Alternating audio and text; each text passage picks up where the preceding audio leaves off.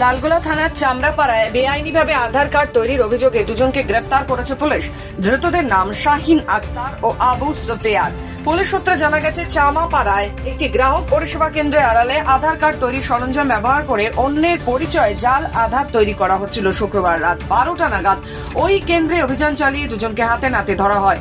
অভিযানে বাজেয়াপ্ত করা হয়েছে দুটি জাল আধার কার্ড, একটি laptop, printer, fingerprint device, eye scanner, keyboard ও মনিটর সহ একাধিক সরঞ্জাম। ধৃতদের শনিবার লালবাগ মহকুমা আদালতে তোলা হলে বিচারক তাদের 5 দিনের পুলিশ হেফাজতের নির্দেশ দেন। ভগবান গোলা এসডিপিও বিমান হালদার জানান, সীমান্ত এলাকায় এই ধরনের বেআইনি পরিষেবা কেন্দ্র বাংলাদেশি অনুপ্রবেশকারীদের নথি তৈরি করে দিচ্ছে বলে সন্দেহ। বিষয়টি খতিয়ে দেখা হচ্ছে। পুলিশ সূত্রে আরো জানা গেছে, ধৃতদের জিজ্ঞাসাবাদ করে আরো কয়েকজনের নাম উঠে এসেছে। এটা আমরা গতকাল একটা সোর্স ইনফরমেশন মাধ্যমে খবর পাই যে চামাপাড়াতে একটি দোকানে fake Aadhaar card, caste certificate, PAN card এসব বানানো হচ্ছে এবং সাথে সাথে আমাদের লালগোলা থানার পুলিশ অফিসার সেই জায়গায় রেড করে এবং যেগুলো দেখতে পাচ্ছেন, একটা প্রিন্টার মেশিন, একটা ফিঙ্গারপ্রিন্ট ডিভাইস, ল্যাপটপ দুটো,